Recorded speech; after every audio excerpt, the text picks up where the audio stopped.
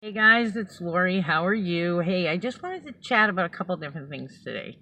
Um, when somebody asks for something, I have the Faithwalk Facebook page, and that's for fellowship and for prayer. And if somebody needs something, we do the holiday baskets, and for Thanksgiving we do food baskets, and then for Christmas we do whatever, family presents and food baskets as well. And then people ask for prayer and that sort of thing. Or even when like a friend comes to you and says, "This is going on, I need help." How many react in judgment? The reason I'm saying this is, especially, I mean, you see this all the time, but especially in the last couple of weeks, I've seen such reactions that are so judgmental.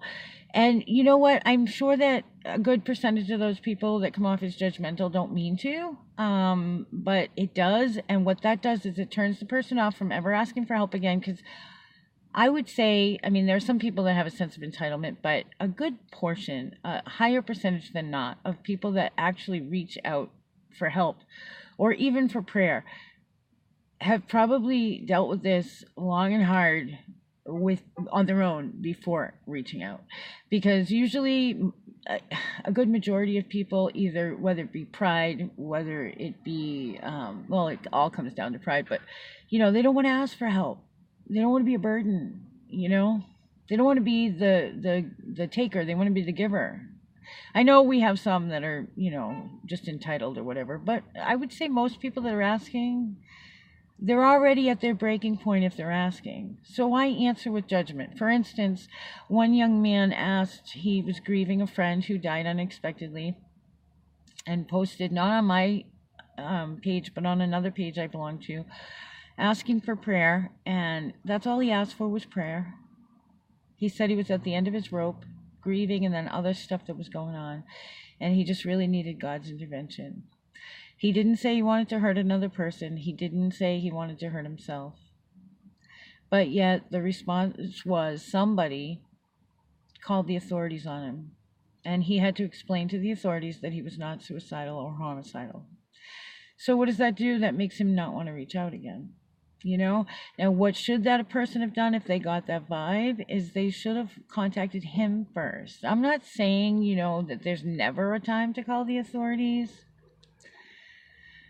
Then there was another person just this morning, which is what prompted me to do this, is she was in business for 25 years, a successful business, but recently, in the last couple of years, people have been slow in paying or not paying, and she and her family are losing everything. So she was asking for prayer for, God's divine intervention and have these people start releasing their pay so that they could pay their bills. She said they had sold most everything they owned, and now they're on the verge of losing everything, which I understand. And I also have a friend that I talk to, and she's the same thing's happening with her. It happens. People think, you're self-employed or whatever, that you're all set, but we don't get a paycheck, and if you're not, even big business deals with it on a bigger level, but when you're small business, it can be very difficult. But anyway,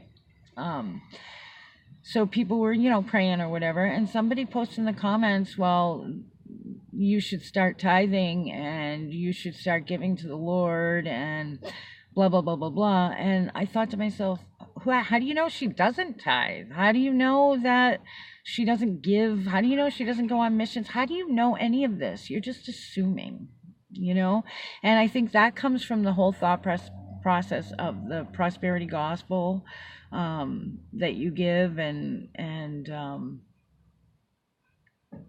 God's going to give you back 100-fold. Not that it's not true, he does, but not always. I mean, a tithe is, you don't tithe to get something back. That's not the reason for tithing. The reason for tithing is two things. One is that you're saying to the Lord, I know every good gift is from you. I trust you to provide for me. Here's 10%.